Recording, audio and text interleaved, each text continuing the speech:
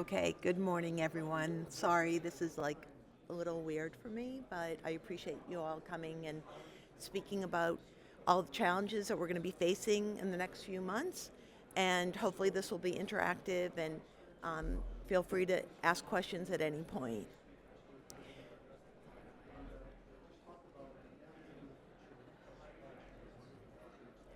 So, right now, I want to talk about some critical numbers in regards to 70% of cross border shipments are now being scrutinized for tariffs and proper classification going into the world's leading markets.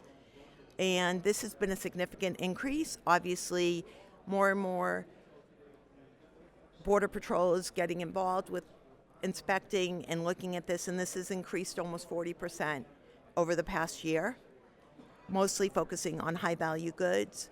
And this is also causing delays. There's an additional time in customs being scrutinized. So now we're seeing about 4.6 days on a global basis on all shipments going through customs. And then obviously the most scary number is the number of revenue that is being estimated for wrong classifications, which is something we'll get into a little bit as well.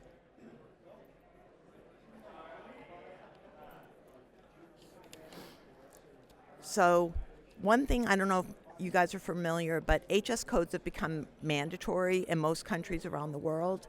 And understanding the appropriate HS code is really critical because someone can think that a product should be classified with one HS code, but in reality, you need to understand what the true product is. So, for example, in some countries, clothing will have one tariff, but children's clothing will have a different. So you have to be very specific when you are looking at how you're categorizing your products. Another problem that happens is missing documentation. What you want to make sure, obviously, is that everything is very clear, that everything is very complete, that you're utilizing the right values when you are sending your information to customs, whether it's electronic or through documentation, to ensure that the assessments are correct. One of the things that obviously we have seen, I don't know if any of you ship into Canada, but there are a lot of people that were utilizing postal going into Canada, and with the Canada Post strikes, people are really at a loss.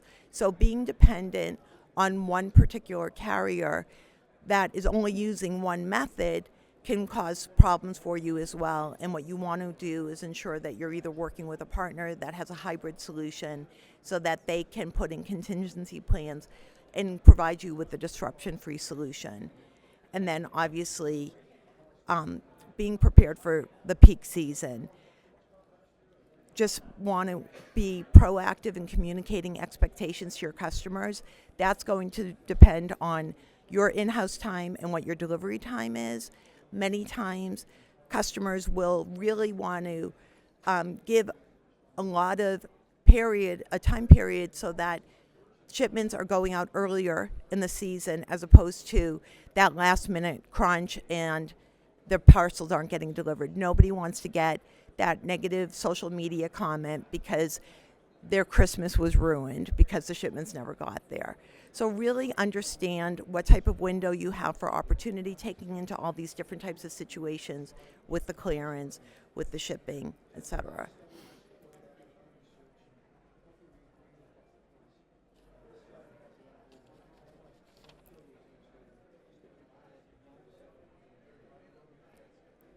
Ah, okay. Stop words. I don't know if any of you are familiar with stop words, but this is something that has also become very important this year, and we're understanding what words you should be utilizing in those descriptions because there are certain words that customs will just automatically reject that item. So we can, if anyone wants to reach out to me after, I can send you a complete list of all of the stop words, but it's important that you avoid these in all circumstances. It's funny, and they'll be country specific as well. I don't know if anyone's familiar, but you can't use the word champagne as a description going into France. So be careful. A lot of people here, in the States, a sweater will be a champagne color. But because of the word in Europe and what is required to actually be considered champagne, do not use it. So again, pay attention to these words and let us know if you want us to help you with that complete list. Okay. Again, going into the failures, I mentioned a little bit earlier about HS codes. Be sure, some people will tell me, well, we're just guessing at what the codes will be, or they'll make up a digit, 6-digit character to put in. Make sure you have the right classification. There are HS code API lookup options out there. We work with partners in that regard as well, so that our customers have accurate information. But it's always best if you take responsibility to understand exactly what the appropriate word is. I also wanted to highlight on the inaccurate declared values. This is so critical because some people think that they can put replacement cost as the value and try to reduce what the assessment's going to be. Don't do it. What happens in most countries around the world is that customs is actually spot checking the URL where your product is being sold. And they are verifying what you're putting on the documentation and what is actually on your website. You don't want to lose your opportunity to sell into a particular country because you were trying to reduce that value for reduced duties and taxes. It's always best to be fully transparent and have the success and not put yourself in any jeopardy. And then obviously, tax IDs, VATs, this has been changing. I think every single month there's a new country that has a different requirement.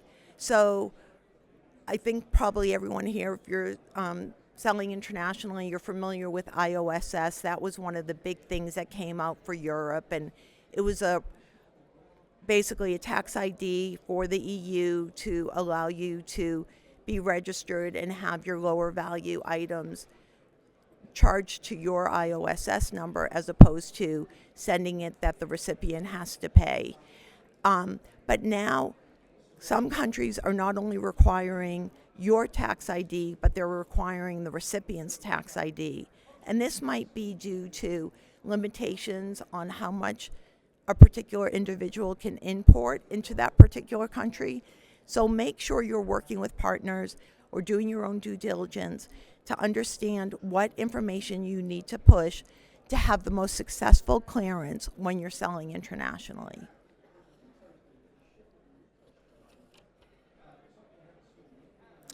This has been, I don't know if any of you have gone through this process, but you're really considering where you're going to do your shipping from. I've had customers that have their facilities here in the U.S. and have had it here in the U.S. for years. And then when there were additional tariffs put on bringing goods into the U.S., they were looking at should they house inventory in the EU so that the inventory would go, for example, from China to the EU instead of China to the U.S., and then they would do their distribution. But when you're looking at this, there's so many things to look at because at the end of the day, it may not be a cost savings to open up these different hubs.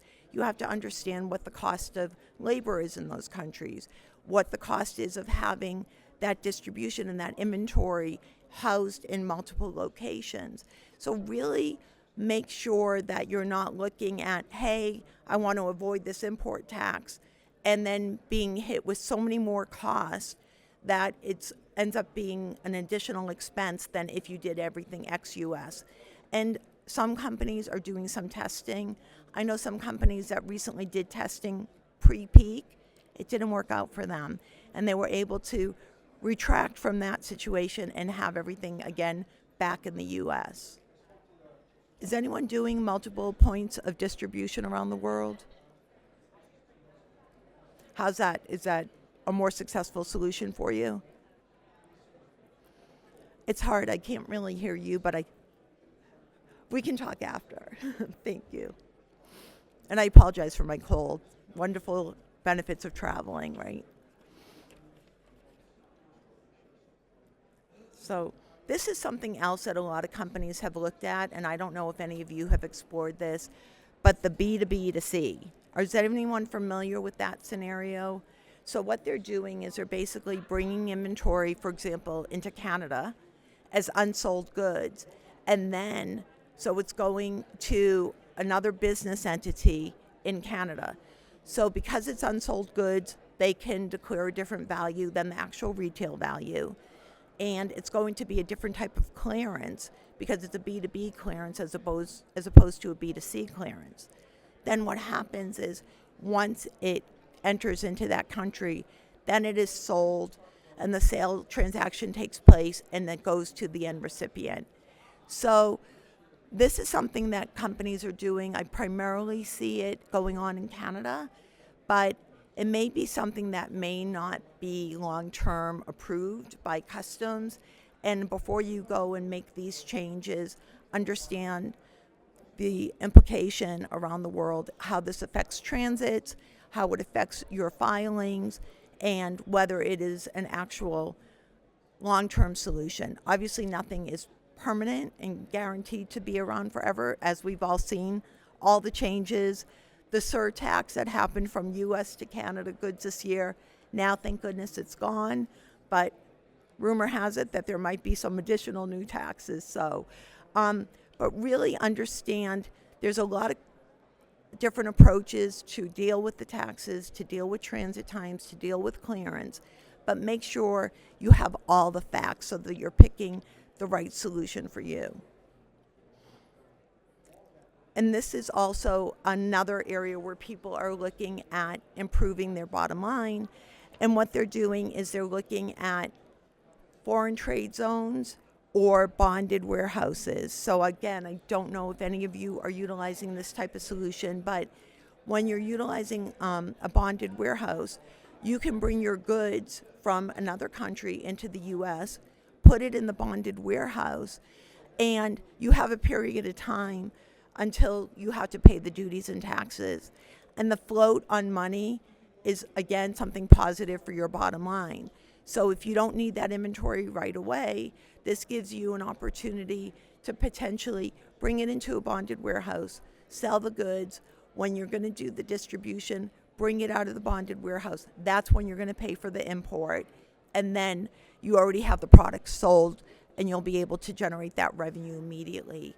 The foreign trade zone is something that is a newer area, or I shouldn't say newer, but it's something that's becoming more popular as well, where people are looking at bringing it in, but never having it considered to enter the U.S. because it's staying in that foreign trade zone here in the country, doing the distribution, the pick, the pack, the labeling, and then sending it out. And again, this is a way to reduce your cost for importing goods from other countries.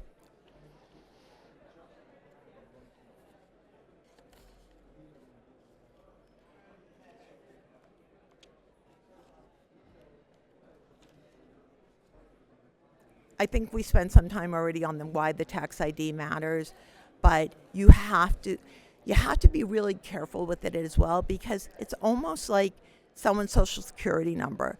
In certain countries, people are very open with their tax ID numbers, but you really want to make sure that you're including that in the data file as opposed to on the package, because you don't want that exposed to everybody that could be possibly touching that parcel. The other thing is that you want to make sure that it's the accurate information. And one thing that I always try to recommend to merchants is that they request this information at time of purchase. And if they add that into one of their data capture fields when someone's making an actual purchase, then they're going to have the right information. Some companies are so great at securing that information, passing that along, and they're going to have a much smoother time importing or actually exporting into certain countries and not having things delayed because they're proactive in providing that information. So those are the highlights that I wanted to speak on today. And then what we put together is a little bit of a your readiness diagnostic. So can everyone, I know I'm not supposed to turn around, but can everyone see these questions? I wanted you guys just to give yourself a little bit of a self-assessment, just going through 5 points in the first section for each one. But is everyone working with accurate HS code validation? If you are, give yourself 5 points. One thing that I actually didn't spend time on is the country of origin. And that's critical. And also, it's kind of interesting that not everybody actually understands what country of origin is, because some people say, hey, I'm shipping from the U.S., so the country of origin is the U.S. But so no, that's not the country of origin. And it's funny because when the surtax rolled out, all of a sudden people were saying like, hey, why am I getting charged this 25% surtax on my goods? They're made in China. But it's like, but you've been saying their origin is U.S., so you have to be accurate in that information. And it kind of was a wake-up call when that happened, because of USMCA, a lot of people were just saying, hey, it's U.S., because then it's part of, the old NAFTA agreement. But understand where it is, understand what the costs will be, and make sure that you have that for all of your products, because it doesn't defer to one country. If you have multiple items from multiple countries, you need to understand that and communicate that so that they are all taxed accordingly. Automated commercial invoice generation, compliant with product code descriptions. That's another critical thing. I mentioned that a little bit earlier with the HS code in regards to being very specific. So don't say it's clothing. Say it's a boy's red t-shirt. And then that's going to give you the easiest time through customs, the accurate assessment, and also a while back, I know I'm spending a lot of time in Canada, but it is the biggest export from the U.S., so most people who are doing anything international are going into Canada. But certain times during the year, I don't know if you all live here in the States, but sometimes they'll be tax-free. Well, Canada actually had a tax-free period it was like a back-to-school type of situation. So there were a lot of different products that children's educational or children's T-shirts, those were were waived for a certain period of time. So having that information will make you able to take advantage of those benefits as well. And then landed cost calculator. Do people do that? Or any of you guys utilizing? And so knowing what the cost will be also can help. Customers are sometimes sending delivery duties unpaid or delivery duties paid. If you're doing shipping, delivery duties paid, it's going to be the most positive experience for the buyer. They're not going to have any surprises. It definitely is going to reduce the number of rejected shipments. I don't know if any of you have had things go and someone thinks they paid everything, and then all of a sudden they're getting hit with additional fees once the parcel's being delivered. So the way to avoid that really is to do DDP, and then that way everything is collected at the time of purchase. So give yourself 5 points for each one of those that you have. We talked about compliance. If you have customs broker relationships in all major markets, give yourself points on that. And again, you can't have one customs broker because nobody knows all the rules for the whole world. And we work with multiple people for many, we have very, very long-term relationships so that we can ensure and be proactive with our customers so that you're getting that right information. And I strongly recommend that everybody go to experts and make sure that they are taking responsibility for knowing the right information and avoiding any type of pitfalls. Importer of record is the owner of the goods. So if you guys are the importer of record, and again, I'm going to go back to Canada. If you're not part of like the credits program or duty drawback program in Canada. The actual buyer is the importer of record. So if you did have a return, they would be the ones that would file back for, if you guys are familiar with the B3, so that they can actually get the duties and taxes back on anything that is returned. But if you're part of the credits program as a merchant going into Canada, then you can actually get refunded through CBSA the duties and taxes that you paid on those items with proper proof of it coming back into the States. Again, party screening, export compliant, we talked about auto and audit trail systems. And that, again, goes back to having that proof that it came into the country, came back, because you could be audited and you want to be able to demonstrate that you did everything accurately and not have any type of charges or fines after the fact. The next area, is the carrier and logistics strategy. And that's, these are the things that we touched on. Just giving yourself some points for these. Just go through them quickly because we did pretty much discuss them all. But the multi-carrier capability, having SLAs with your carriers and knowing what the expectations are. Again, avoiding those social media comments when it didn't get there because you thought that you could get something overnight from here to China, sending it postal. No, that's not going to happen. So just understanding what the expectations are, having that clear.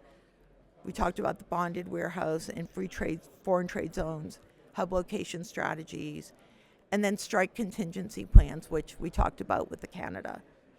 And then the final thing is the customer experience, and then that would be the DDP offering, which I could tell by some of the acknowledgement from some of you here, you are offering that type of solution. The landed cost solution, delivery dates, and that's also in regards to delivery dates. I'm sure all of you are familiar with that, but transit times are going to change next month because of the high peak volume. So most people should have, however they're sending their shipments, should have last mail dates and know that in order for it to get to someone in time for the holidays, when is the last time it can be picked up? Make sure you're aware of that and don't say, hey, I've been getting this transit all year and that's what I'm going to go on, because it is an opportunity to set yourself up for failure. Tracking, always make sure that you can have full visibility on anything that you're shipping, anything that comes up. And then the last thing is a returns process, which I touched on a little bit, to ensure that you're getting those duties and taxes back. So I know not everyone here has any, has paper and written the actual scores, but just give yourself a round of applause if you're like at 75 points or higher. I can tell that there's a few of you that I'm sure are probably close to 100, but anyway, so that's everything that I wanted to review with you. Does anyone have any questions at all? No? Okay.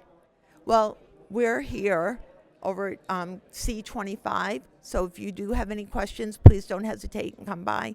I appreciate your attention, and I hope everyone has a successful peak season.